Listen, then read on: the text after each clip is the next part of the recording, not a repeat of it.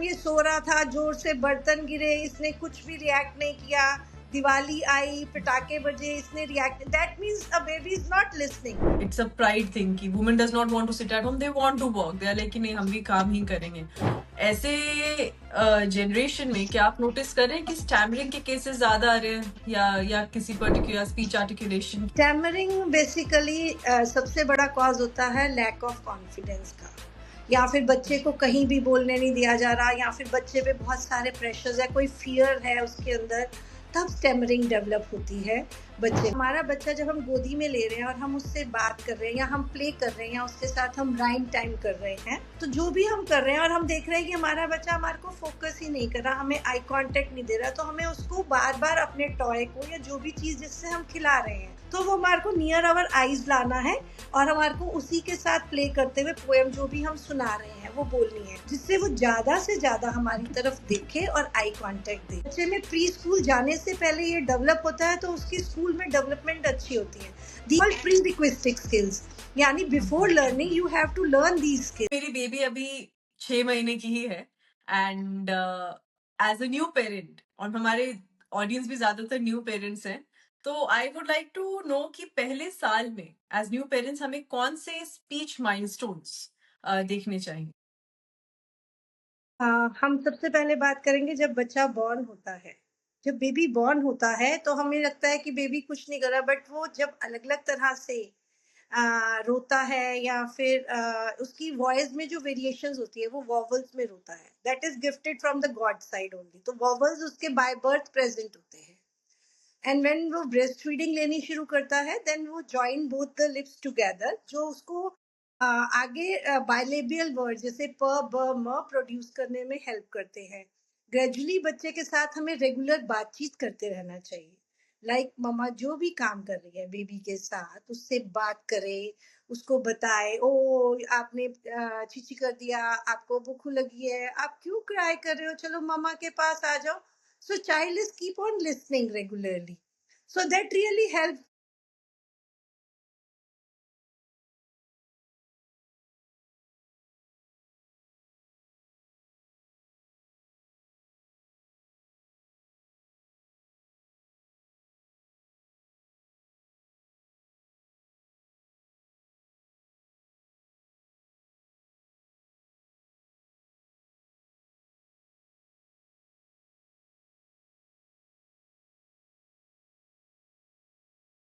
जब वो पहला वर्ड बोलते हैं, दैट यूजुअली प ब एंड म, जिसे हम कहते हैं कि बच्चे ने पापा बोल दिया, या फिर ममा बोल दिया, या फिर बाबा बोल दिया। सो वी यूज टू से, और जब बच्चे ने प पापा बोला तो हम, वो आपने पापा बोला, तो हम उसको पापा को दे देते, तो कोरिलेशन क्रिएट होता है बच्चे का। ओ कि जब भी मैं प पापा बोलता हूँ, ये मुझे पापा को देते, ये पापा है। सो कोरिलेशन वहां से क्रिएट होना शुरू होता है, लैंग्वेज डेवलपमेंट शुरू होती है। बच्चे ने द द द बोला, आपने कहा अच्छा आपको दूध चाहिए, आपने दूध की बोतल लगा दी। सो धीरे धीरे उसको समझता है, जब भी मुझे दूध चाहिए द द द बोलना है, then I got the milk. तो कॉन्सोनेंट्स डेवलप लेटर ऑन, क्योंकि by birth Okay. Vowels That तो अवेलेबल है, राइट। राइट, तो आप कह रहे हैं अराउंड 9th और 10th मंथ के अराउंड बेबी के कॉन्सोनेंट्स डेवलप होने स्टार्ट होते हैं। अगर ये नहीं डेवलप हो रहे हैं उस टाइम तक, कि अगर बेबी नहीं ऐसे पापा या मामा बाबा बोल रहा है, तो क्या ये चिंता की बात है पेरेंट्स? हाँ, इसको चिंता की बात नहीं कहेंगे, बट हर एक बच्चे के माइलस्टोन अलग हैं। अगर 1.5 साल तक बच्चा कोई भी रिस्पॉन्सेज नहीं दे रहा, then we should be take care about this thing. मतलब हमें अर्लीस्ट अगर लग रहा है उसमें कोई, पहला चीज तो ये है कि अगर बच्चे में हियरिंग लॉस है, अगर हम उस तरफ से सोचे, उस एस्पेक्ट से सोचे, तो बच्चा कोई भी साउंड पे रिएक्ट नहीं करेगा। और अगर बच्चा रिएक्ट कर रहा है, लाइक हमने बोला आजू मेरा बेबी, और बच्चे ने हंस दिया, किलकारी दे दी, दैट मीन्स उसको समझ आ रहा है, ही और शी इज लिसनिंग, बेबी सुन रहा है। लेकिन अगर वो सुन ही नहीं रहा तो वो रिस्पॉन्स नहीं देगा। सो ये तो एक इशू हो गया कि उसने सुना और रिस्पॉन्स दिया, और फिर उसके बाद उसका माइलस्टोन डिपेंड करता है कि उसकी कब वो अच्छे से वोकलाइज करना, या उसकी लिप स्ट्रेंथनिंग हो रही है, और उसके बाद वो वोकलाइज करेगी। सो नॉर्मल बेबीज के लिए इट्स नॉट वरी टाइम। हाँ, 1.5, अगर 1.5 तक या 1.3 मंथ्स तक बच्चा नहीं बोलता, तो you should go to some therapist, otherwise it's normal. लेकिन अगर हियरिंग लॉस होगा तो फिर वो रिएक्ट ही नहीं करेगा।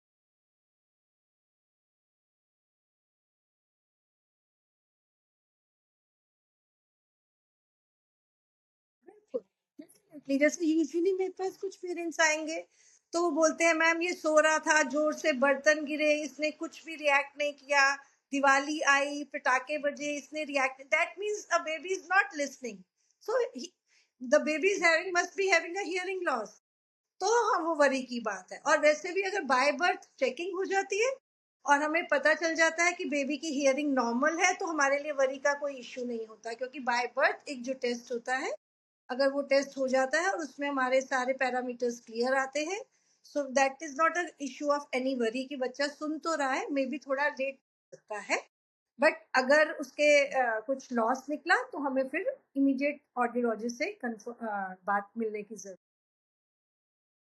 की बात से लग रहा है जैसे hearing is the foundation of its the beginning of this thing, कि बोलना क्या है उसके लिए पहले सुनना जरूरी है। तो बच्चा सुन सकता है या नहीं, इसके कोई टेस्ट्स हैं या कुछ, कैसे हम जान सकते हैं जब एक न्यूबॉर्न बच्चा भी पैदा हुआ है?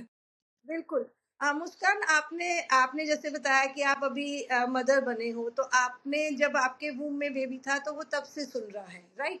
मतलब लास्ट के जो हमारे इनिशियल स्टेजेस होते हैं, लास्ट के 3 मंथ्स होते हैं, उसमें बच्चा हमारे को सुनता है। जैसे भी हम, अगर आप अपने टमी पे भी हाथ रख के बोलते हो आपने आज किक नहीं किया, तो इमीडिएट किक करके बताता है कि हाँ। और आपने लगा अच्छा अच्छा। भूख क्यों लगी है, आप उसको कुछ फीड कराते हो तो मूवमेंट से बताता है, बिकॉज वो सुन रहा अच्छा। है, उसकी लिसनिंग क्रिएट होती है। उस टाइम पे जो हम कहते हैं, बड़े लोग भी कहते थे कि इस टाइम पे जो हम अच्छी अच्छी बुक्स पढ़ते हैं, अच्छी अच्छी नॉलेज लेते हैं, या फिर हम अपना जो भी गुड वर्क करते हैं, वो हमारे बेबी पे इम्पैक्ट करता है। तो बेबी की लिसनिंग शुरू हो जाती है वूम से। सो वूम के बाद से जब वो बाहर आउटर वर्ल्ड में आता है, तब भी उसकी रेगुलर लिसनिंग हो रही है। सो लैंग्वेज और स्पीचुअल लैंग्वेज तो वहीं से डेवलप हो गई। लेकिन जैसे ही बर्थ हुआ तो उसके बाद एक टेस्ट है जिसका नाम है ओयू। ये काफी जगह मैंडेटरी है। दिल्ली में कई हॉस्पिटल्स में मैंडेटरी नहीं है। मतलब अगर मैं कहूँ तो 60 to 70% हॉस्पिटल्स में है, अच्छे हॉस्पिटल्स में, बट काफी गवर्नमेंट हॉस्पिटल्स में अभी ओयू मैंडेटरी नहीं है। By okay. बर्थ बेबी की स्कैनिंग होने से हमें ये पता चल जाता है कि बेबी की हियरिंग नॉर्मल है या उसको स्पेशल कंसर्न की जरूरत।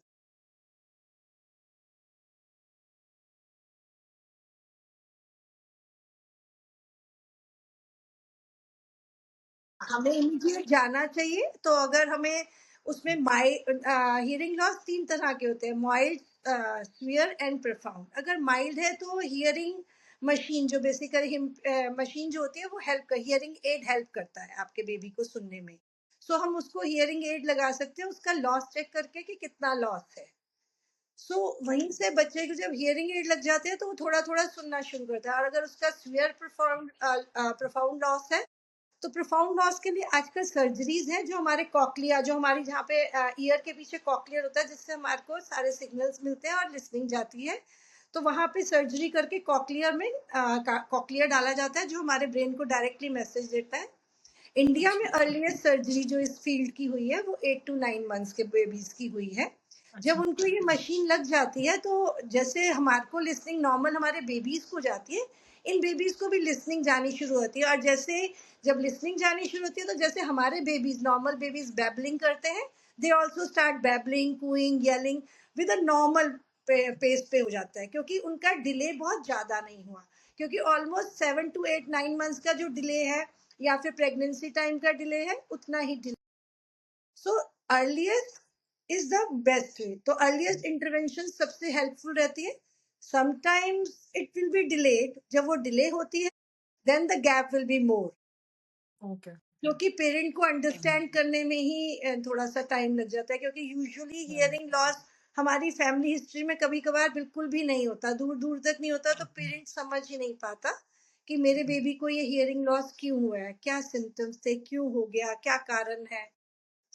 वो एक ग्रीफ ड्यूरेशन होती है पेरेंट्स के लिए, वो उस हाँ। चीज से उबर नहीं पाते हैं। तो that is a very tough time for a parent. उनको उस वक्त एक अच्छे जो आपको ऑडियोलॉजिस्ट की जरूरत है, जो प्रॉपरली उनको गाइड कर सके और उनके बेबीज को आगे नॉर्मल लाइफ लीड करने के लिए हेल्प कर सके।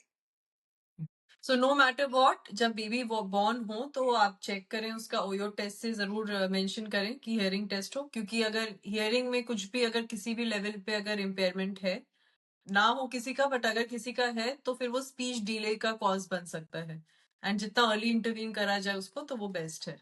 डेफिनेटली। Alright, alright. ये तो हुई कि अगर हाउ टू इंश्योर, ये वन ऑफ द रीजंस हो गया स्पीच डिलेस के लिए।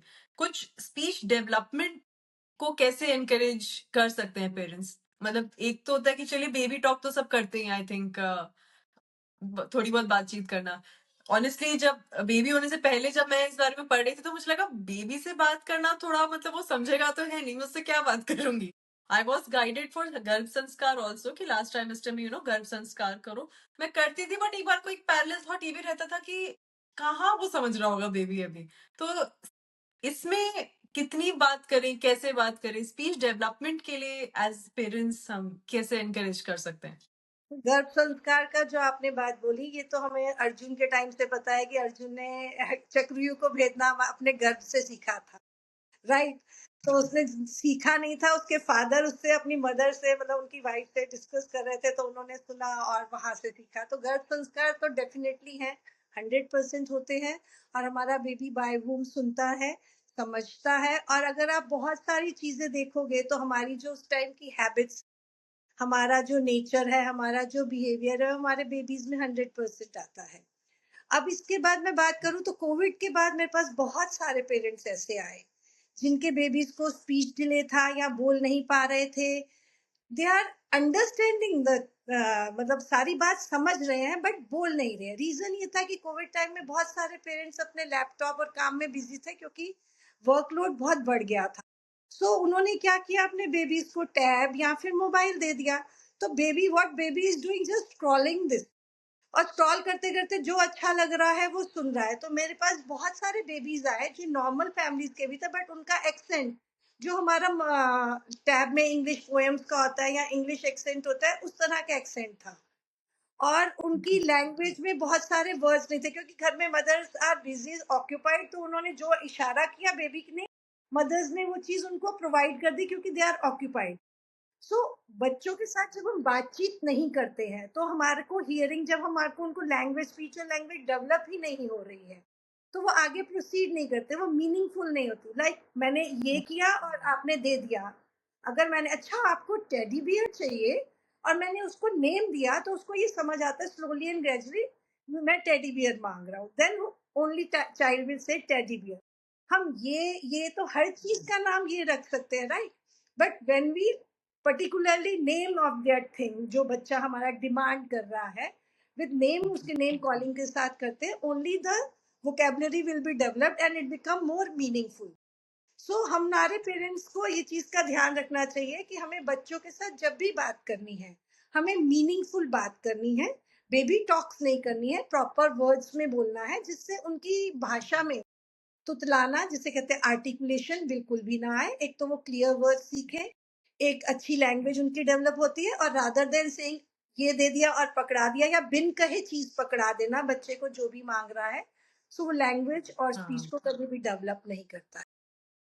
हाँ, हाँ जी, हाँ जी, हाँ, ये अक्सर होता है। मैं भी कॉन्शियसली कोशिश करती हूँ कई बार अपनी बेबी के साथ, कि कभी मैं उसे कुछ फीड कर रही हूँ, तो आज हम लंच कर रहे हैं तो एक हो गया, बट आज हम क्या स्पेसिफिकली खा रहे हैं उसका नाम लेना। और सोचती हूँ मैं भी कई बार कि मैं उसे इतनी डिटेल में बता रही हूँ, क्या वो समझ रही है, बट आई होप कि this is developing her speech.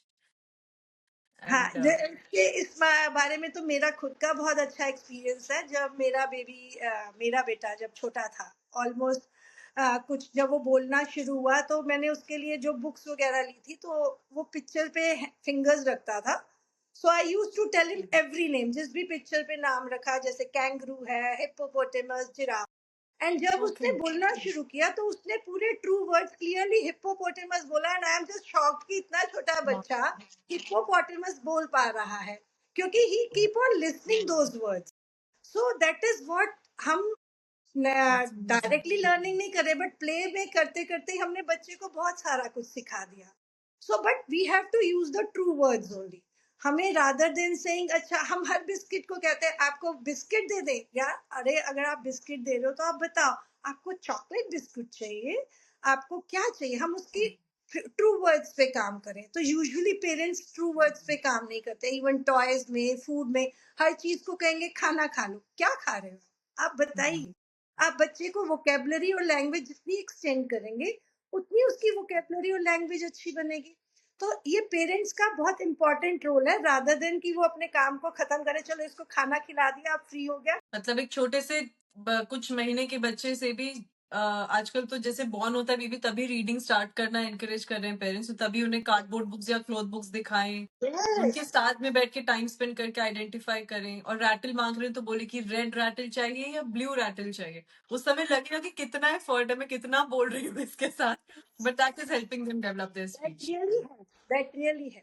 Letter और सूनर आपको खुद ही फर्क पता चलेगा कि आपके बच्चे की आइडेंटिफिकेशन, हर चीज की पहचान बहुत ही बेहतर ढंग से हो रही है। बेबी टॉक के बारे में आपका क्या ओपिनियन है? क्योंकि ये एक बहुत ही एक नेचुरल वे है बेबी से बात करने का जो अंदर से निकलता है, कि जैसे अगर हम बोल रहे हैं मिल्क चाहिए तो वील हैपन टू से मिंकू चाहिए या मिल्कू चाहिए। तो is it that baby start saying that way because we हाँ, talk to them like that, या हम एक्सपेक्ट करते हैं कि बेबी तो ऐसे ही बात करेगा तो हम जो वैसे ही बोल देते सुनेगा हैं? वही बोलेगा, सिंपल लॉजिक है। हमारी वोकेबलरी क्या है, अगर हमने गलत वर्ड की प्रोनाउंसिएशन सीखी, सुनी कहीं पे, और हमने वही अडेप्ट किया, तो हमें वही प्रोनाउंसिएशन आएगी, राइट। सेम वे बच्चे के साथ जो वर्ड हम बोल रहे हैं, वो वही सीखेगा ना। अगर हमने उसको बोला कि आप मिल्कू चाहिए, आपको चलो चलो आपको पापू पास जाना है, पापा बोलने के लिए पापू पास जाओगे, आप पापा पॉप्सी पास जाओगे, तो बच्चा वही सीखेगा। ओके। लेकिन मेनली हम बेबी टॉक करना, हम मदर्स को अच्छा लगता है समटाइम्स।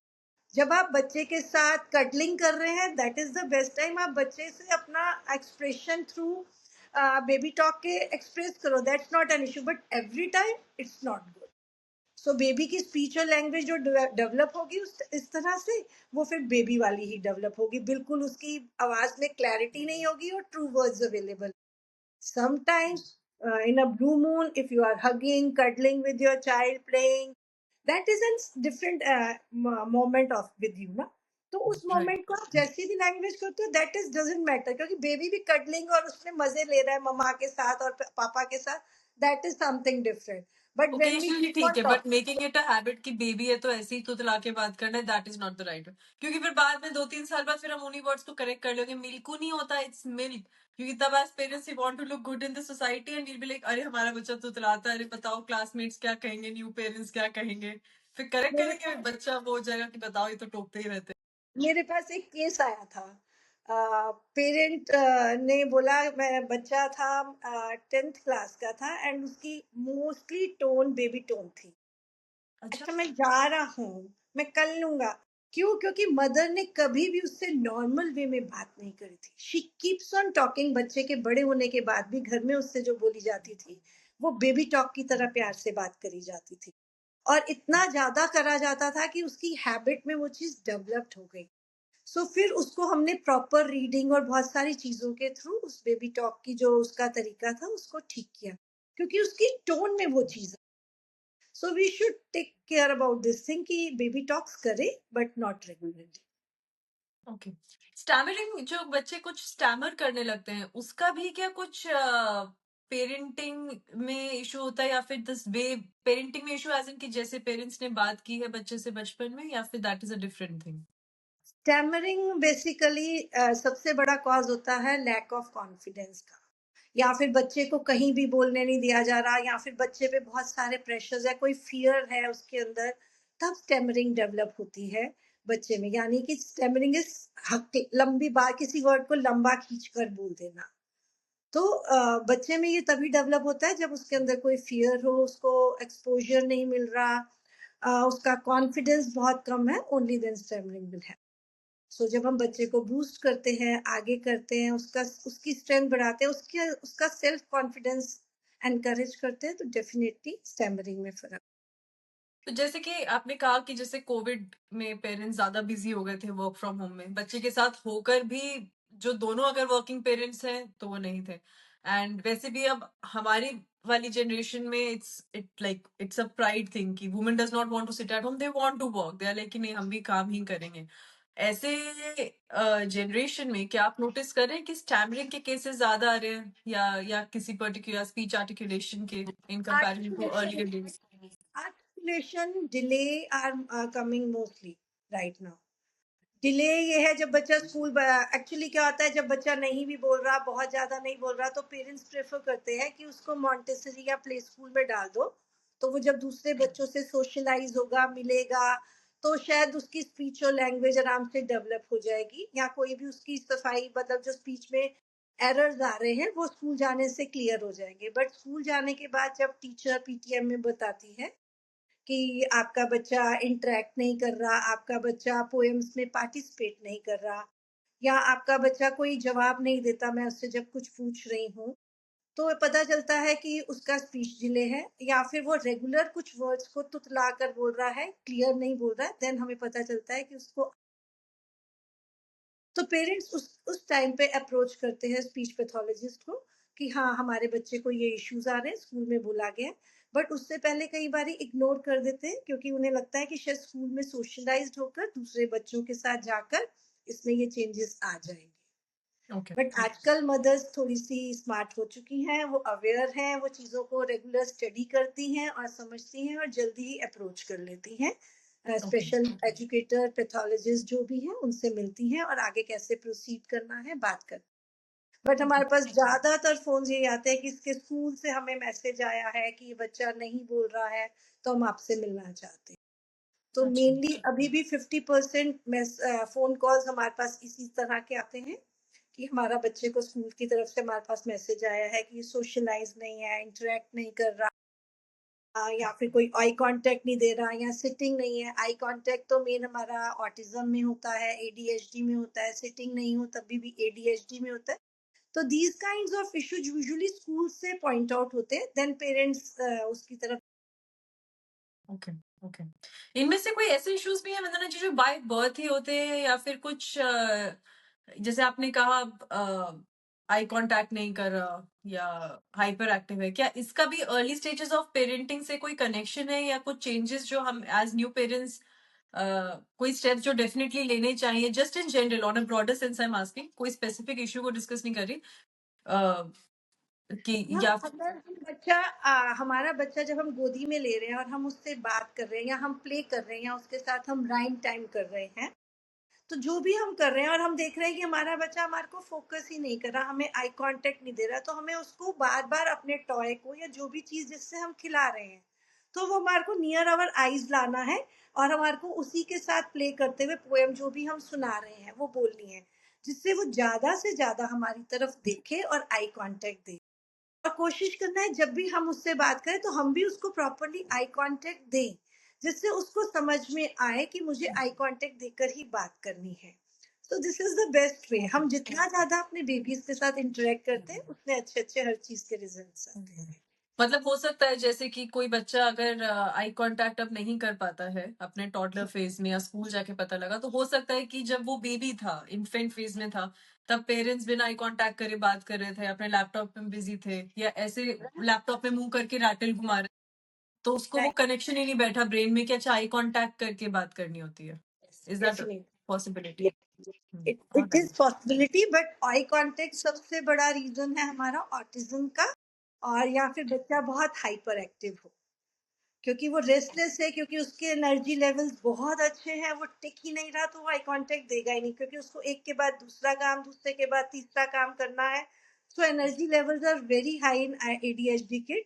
तो हमें उनके साथ जब काम करना होता तो उनको हमें जब बिठा भी रहे हैं, तो कुछ चीजें इनिशियली हमें ध्यान देनी चाहिए शुरू से ही कि बच्चे की डेवलपमेंट में आई कांटेक्ट, फोकस, बच्चा जब भी हमारे साथ काम कर रहा है फोकस होकर करे। देन उसकी सिटिंग हो, किसी भी हम टास्क को जब बच्चे के साथ करा रहे हैं, अगर हम उसके साथ ब्लॉक्स भी खेल रहे हैं, वी शुड मेक श्योर कि उसको उसमें सिटिंग, वो जब तक उन ब्लॉक्स को कंप्लीट ना कर रहे तब तक हम उस टास्क को ना छोड़े। और ओके। उसके अलावा कंप्लीशन ऑफ द टास्क, ये बहुत इंपॉर्टेंट होता है। बच्चे में प्री स्कूल जाने से पहले ये डेवलप होता है, तो उसकी स्कूल में डेवलपमेंट अच्छी होती है। These are okay. Called prerequisite skills, यानी before learning you have to learn these skills. अगर ये स्किल्स हमारे बच्चे में बाय मदर ही डेवलप्ड हो जाती हैं, तो बच्चा स्कूल जाके एक बहुत अच्छे से उसकी सिटिंग है, फोकस है, कंप्लीशन ऑफ टास्क है, and then I contact it automatically का। Okay, okay, fair enough. हाँ, कई बार क्योंकि हम ये भी करना है कि बहुत नेचुरल रिएक्शन है बच्चे के साथ कि भाई उसको हमने कुछ टॉय दे दिया, ब्लॉक्स दे दिए कि अभी बिजी हो गया, चलो चले गए। कई बार वो भी करना ठीक है, बट नॉट ऑलवेज कि वो उसकी मेमोरी में ही बन जाए कि वो फोकस ना कर पाए या फिर टास्क आधे छोड़ना उसको कंडीशनिंग हो जाए कि ये आधा ही छोड़ा चला, it's okay to leave it half done. Usually कुछ बच्चे होते हैं, एक टॉय खेला फिर दूसरा फैला दिया फिर तीसरा फैला दिया, और मदर्स बाद में वाइंड अप करिए, so make it habit. It really है। चलो अब हम पहले ब्लॉक्स फाइंड अप करेंगे, फिर इनको रखेंगे, चलो हम अब कार सारी रखेंगे। So we keep on talking to the child and let them understand कि हमें, अगर हम खेल रहे हैं तो हमें ही करना है और हमें संभालना भी है। और एक एक टास्क को मदर जब पूरा करवाती है तो बच्चे को भी एक हैबिट डेवलप होती है। सो ऑलराइट, इनिशियल स्टेज पे जो भी हैबिट्स हम बच्चे के साथ डेवलप करना चाहते हैं वो इनिशियली वर्क करना शुरू करना चाहिए।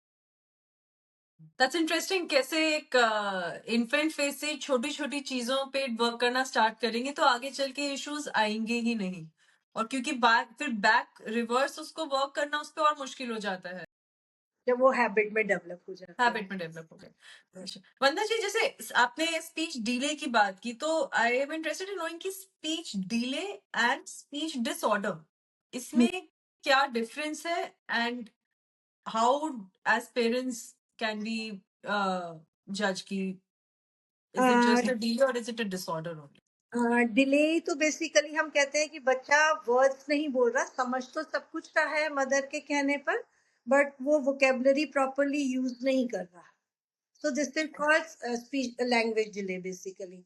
देन अगर बात करें डिसऑर्डर की, डिसऑर्डर में हम आर्टिकुलेशन को लेते हैं, या फिर बच्चा कॉन्फिडेंटली किसी भी वर्ड को नहीं बोल रहा, तो ये डिसऑर्डर्स में आ जाता है। सो आर्टिकुलेशन की प्रॉब्लम हो गई, स्टैमरिंग की हो गई, ये डिसऑर्डर्स हैं। डिले मतलब वो वर्ड ही नहीं डेवलप कर।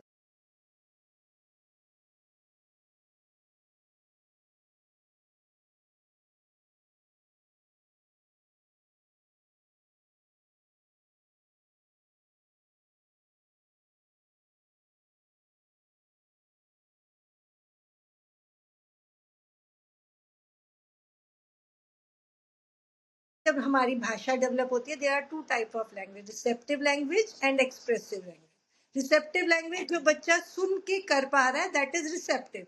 एक्सप्रेसिव बच्चा जो बोल रहा है, पानी दे दो, बॉल दे दो, सो ये उसकी एक्सप्रेसिव है। लेकिन अगर उसके साथ वोकेबलरी ही उसकी ज्यादा नहीं है, अगर हम उसके साथ बात ही नहीं कर रहे हैं या उसको हम वोकेबलरी दे ही नहीं रहे हैं, तो आपका लैंग्वेज डिले है। डिसऑर्डर तो ये है कि उसने गलत बोला उस वर्ड के लिए।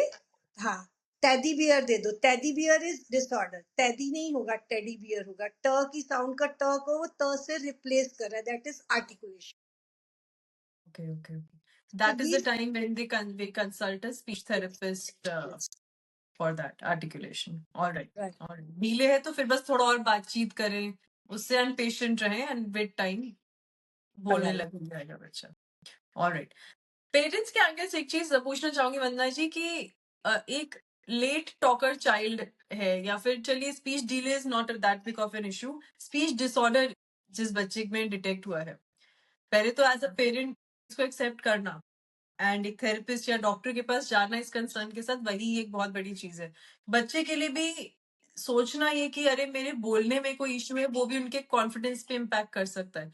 तो ऐसे में कैसे एज पेरेंट्स एक बच्चे को सपोर्ट कर सकते हैं? What should be the parental talk जो उन्हें बोलना चाहिए, कम्युनिकेट करना चाहिए? मुस्कान, अगर हम बात करते हैं ना, तो एजुकेटेड पेरेंट तो जल्दी समझ जाते हैं कि हमारा बेबी नहीं सुन रहा या फिर उसने कोई आवाज़ सुनी नहीं है, तो हमें इमीडिएटली स्पेशलिस्ट को कंसल्ट करना है। कई बारी जो हमारे पेरेंट्स एजुकेटेड नहीं है और जिनको नॉलेज या अवेयरनेस नहीं है, तो उनकी फैमिलीज में बड़े बुजुर्ग ही कह देते हैं, अरे तुम्हारे पापा भी लेट बोले थे, तो आपको कोई चिंता करने की जरूरत नहीं है, ये भी लेट ही बोलेगा, वो 1.5 साल में पहला वर्ड बोला था। तो this is a normal issue. फिर उसके बाद जो बड़े बुजुर्ग हैं वो घर में कहेंगे हमारे यहाँ पे बहुत सारी मिथ्स है बोलने को लेके, तो कौवे का जूठा पानी बहुत फेमस मिथ है कि पिलाओ तो बच्चा बोलने लग जाएगा। देन उसके बाद बहुत सारे मंदिरों और गुरुद्वारों में जाओगे तो यहाँ मन्नत पूरी हो जाती है, ये बोलने लग जाएगा, तुम चिंता नहीं करो, पेशेंस रखो। So that is gap will be increased more. बच्चा बड़ा होता जा रहा है, वो सुन नहीं रहा है, और उसको देखो अगर उसकी लिसनिंग नहीं है, उसकी विजुअल तो क्लियर है, बाकी उसकी सारी डेवलपमेंट क्लियर है, तो विजुअल से वो समझ तो सब कुछ रहा है, खाने को खाना समझ रहा है, पानी को पानी समझ रहा है, बट उसके लिए उसके पास वर्ड्स नहीं है। उसको ये पता है कि भूख लगती है तो मुझे जो प्लेट में मम्मी देती है वो खाना है। सो उसके पास विजुअल कमी नहीं है, ब्रेन की कमी नहीं है, आईक्यू उसका ठीक है, विजुअल उसका ठीक है, बट ओनली थिंग कि उसके पास उसके लिए वर्ड्स नहीं, स्पीच राइट, एंड लैंग्वेज नहीं है। क्योंकि पहले करेक्ट, हमारी हियरिंग सुनना समझना शुरू करते हैं, only then speech and language will develop. जितना अच्छा हम सुनेंगे उतना अच्छा हम बोलेंगे, राइट। सो हमारे बच्चे, जब हमारे पेरेंट्स बहुत सारा लंबा गैप कर देते हैं और जब वो आते हैं तो बच्चे में जो वो गैप आ जाता है, तो बच्चे के साथ काम करने में टाइम ज़्यादा लगता है और पेरेंट को एक्सेप्ट करने में भी टाइम लगता है, और फिर उसके बाद जब उसकी थेरेपीज शुरू होती हैं तो बच्चे का जो ओरिजिनल एज गैप होता है और जो उसका डेवलपमेंट गैप होता है, तो उसकी गैप में डिफरेंस आता है, तो उसको सोसाइटी में रिहेबिलिटेट होने में इश्यूज आते हैं। क्योंकि बच्चा अब मेरे पास आया 3 साल का है, पेरेंट को समझ आया 3 साल में, 3 साल तक वो जस्ट इधर उधर घूमते रहे, कोशिश करते रहे और उन्होंने कुछ भी उसके लिए वर्क नहीं किया, और उसके बाद वो आए और उन्होंने इम्प्लांट करवाया।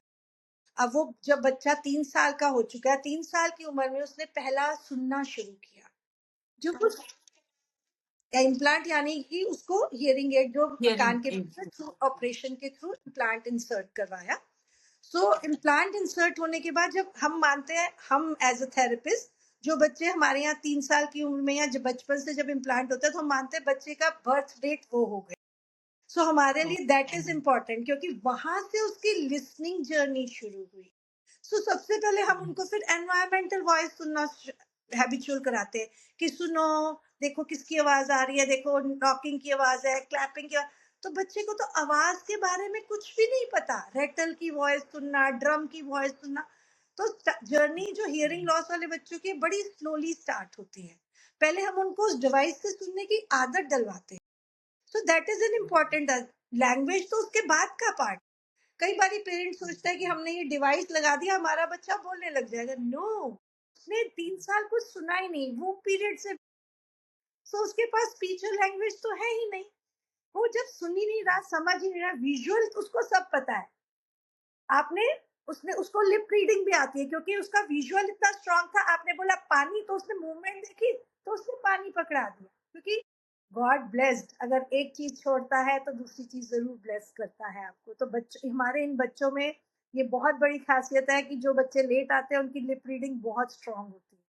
Then we work without lip reading, कि उनको बैक से बोल के उनको स्ट्रेंथन करना है कि वो लिसनिंग के थ्रू काम कर सके और आगे बढ़ सके। So this is how parents work with a child with a hearing loss. But हाँ, आजकल टेक्नोलॉजी बहुत एडवांस है, हमारे पास हर तरह के डिवाइसेस है और बेस्ट टू बेस्ट डिवाइसेस है। पहले बहुत बड़ी मशीन आती थी जो कान के पीछे लगती थी, अब हमारे इतने से डिवाइसेस आ गए हैं जो बच्चे के हेड पे लग जाते हैं, और a child can listen everything in a very good way, और नॉर्मली इजीली स्कूल में रिहैबिलिटेट हो जाते हैं, सोसाइटी में रिहैबिलिटेट हो जाते हैं, बट प्रॉपर थेरेपी।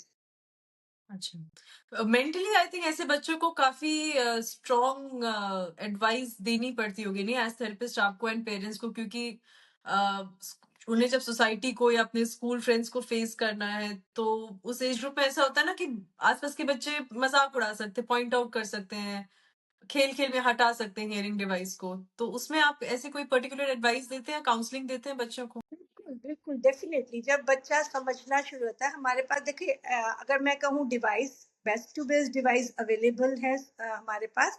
लेकिन क्या है कि अगर हमने, बच्चे ने डिवाइस लगाया और बच्चे को 20 टू 40% वर्क जो है ना वो डिवाइस का है। आपका 80% वर्क आपकी थेरेपी कर रही है। जितनी अच्छी थेरेपी बच्चे को मिलेगी, उतनी अच्छी उसकी स्पीच और लैंग्वेज डेवलप। फिर अच्छा, बच्चे को उसके डिवाइस से अवेयर कराना बहुत ज़रूरी है। जिसे कहते हैं डिवाइस की एडवोकेसी उसको दी जाती है। जिससे उसके साथ उसने कैसे आगे प्रोसीड करना है उस डिवाइस के साथ। और वो खुद कहता था, कोई बच्चा टच करता है, no this is my ear, don't touch my ear. तो दूसरे बच्चे ने अगर पूछा कि हम तो ईयर हमारा ये, तुम्हारा ये ईयर क्यों है, बोलो ये मेरा डिवाइस है, मैं इससे सुनता हूँ। So we strengthen our kids, they know. और हम कोशिश करते हैं कि अगर बच्चा लेट आया है तो स्कूल में, यहाँ पे स्पेशल स्कूल के से वो पहले सीख कर जाए और सोसाइटी में कैसे उसको आगे काम करना है वो समझ सके।